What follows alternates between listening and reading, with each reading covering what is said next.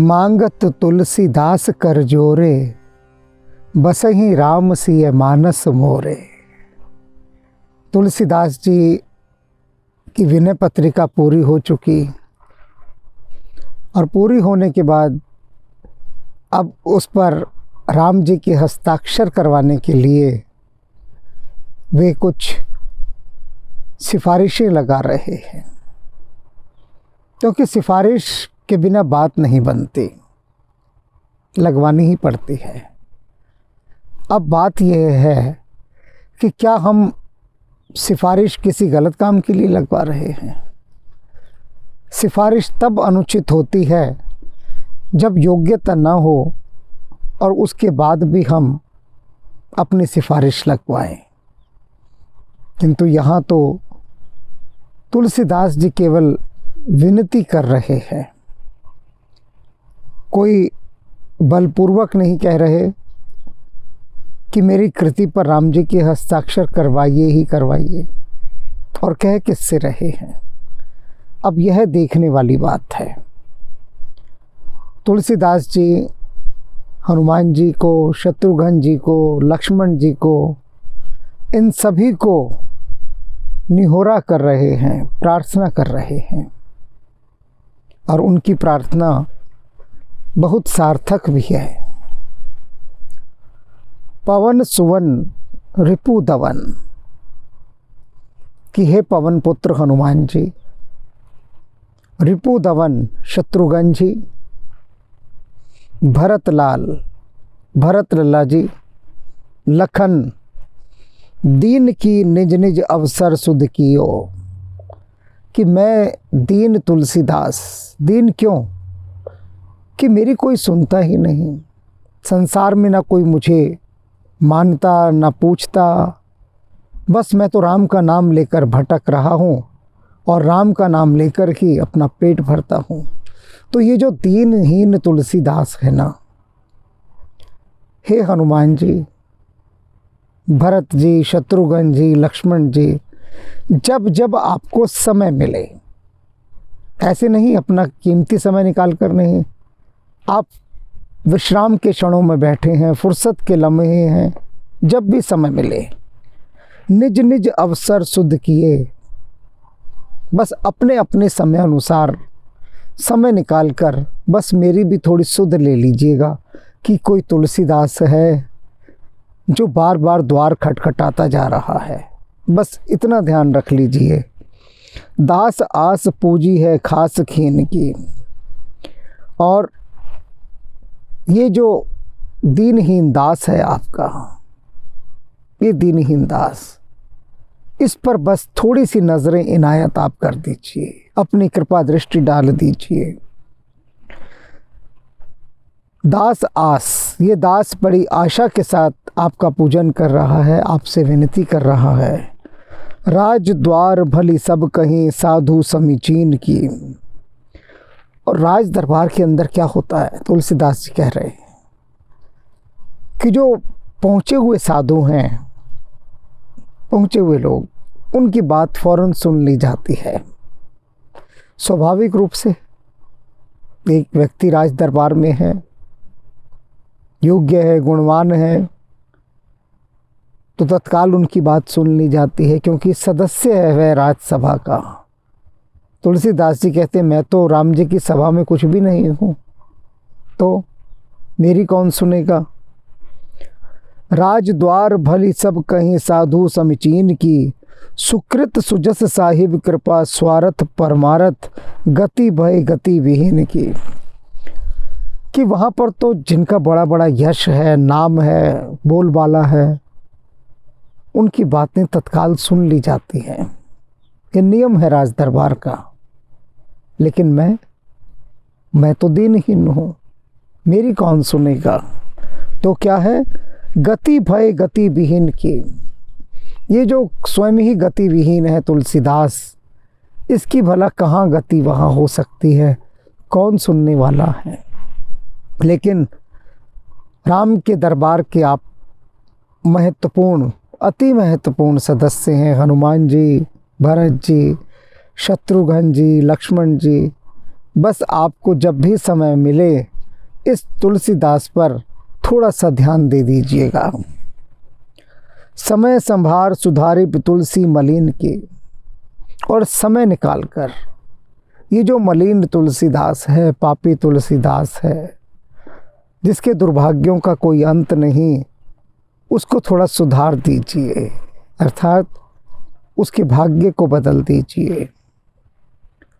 प्रीति रीत समुझाई भी नतपाल कृपालु ही परिमीत पराधीन के, कि मैं तो पराधीन हूँ, तुलसीदास जी कह रहे हैं, और मेरी सीमाएं हैं, उन सीमाओं से आगे मैं नहीं जा सकता, पराधीन हूँ।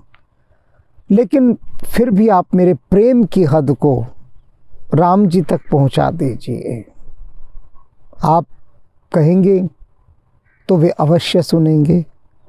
आप कहिएगा उनसे कि एक तुलसीदास है, दीनहीन मलिन, उसने कुछ रचनाएं लिखी हैं और उन रचनाओं पर वह आपके हस्ताक्षर चाहता है राम जी। तो बस मेरा इतना निहोरा, इतनी विनती आप राम जी तक पहुंचा दीजिए। आपकी ये विनती राम जी अवश्य सुनेंगे और वे मेरी रचना पर अपने हस्ताक्षर कर देंगे, फिर मेरी बात बन जाएगी। अब जो ये तुलसीदास जी बारंबार हनुमान जी से, लक्ष्मण जी से, भरत जी से, शत्रुघ्न जी से ये जो विनती कर रहे हैं, इसका अभिप्राय क्या है, ये समझने वाली बात है। राम जी तक सीधे अपनी बात पहुंचाना कोई सरल बात नहीं है। अब जब सरल बात नहीं है तो क्यों उसमें व्यर्थ में अपना श्रम लगाया जाए। सबसे पहले जो राम जी के चारों तरफ हैं, जिनके प्रसन्न होने पर राम जी भी प्रसन्न हो जाते हैं, तो क्यों ना उनको सबसे पहले पकड़ा जाए। आपने भी देखा होगा, यदि किसी बहुत बड़े अधिकारी से कोई काम करवाना हो तो उससे पहले उनके छोटे जो उनके निकट हैं उनसे बात बनवानी पड़ती है ना, कि पहले वहाँ तक तो पहुँचो, क्योंकि हर चीज़ तक पहुँचने का एक नियम होता है, एक चैनल होता है। उस प्रक्रिया के माध्यम से ही आप वहाँ तक पहुँचते हैं। यदि छत पर जाना है तो एक एक सीढ़ी चढ़ के जाना होगा। अब उन सीढ़ियों को आप कैसे नज़रअंदाज कर सकते हैं? तुलसीदास जी नहीं कर रहे।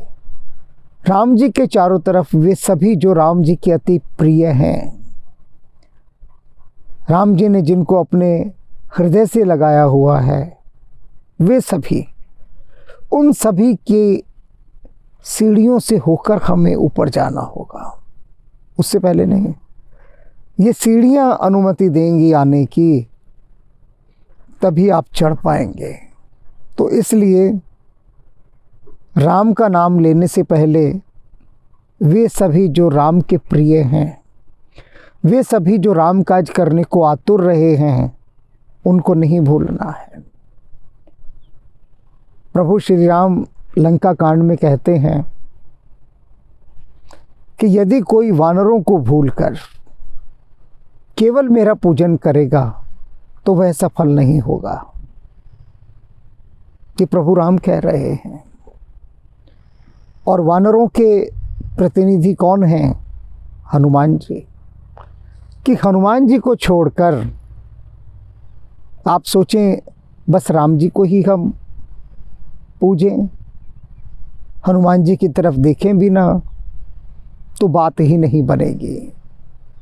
क्योंकि विनय पत्रिका में भी राम जी ने कहा है कि यदि हनुमान जी प्रसन्न हो गए तो समझ लो वो सारी प्रसन्नताएं मुझे मिलती हैं जाकर। भरत जी प्रसन्न हो गए, मैं प्रसन्न हो गया। लक्ष्मण, शत्रुघ्न और सीता माता, अर्थात ये सब प्रसन्न हैं आपसे, तब राम जी स्वतः ही प्रसन्न हैं।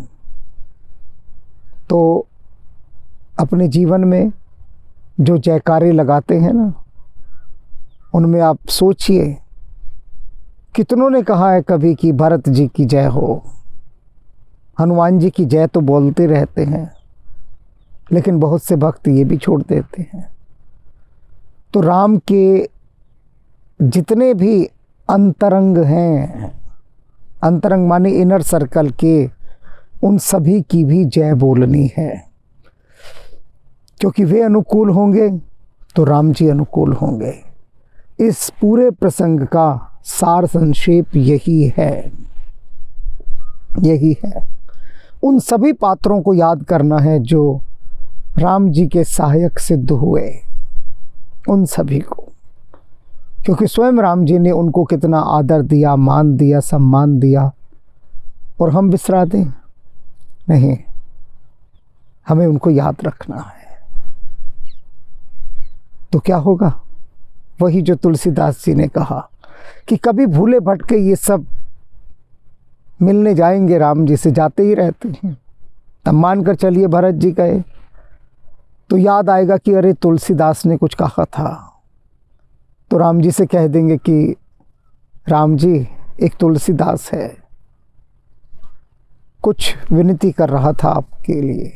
बस इतना कहना ही काफ़ी है। एक तुलसीदास है, इतना कहना ही काफ़ी है। लक्ष्मण जी कहें, भरत जी कहें, सीता जी कहें, इनके मुख से बस आपकी बात वहाँ तक पहुँच जाए तो बात बन जाए।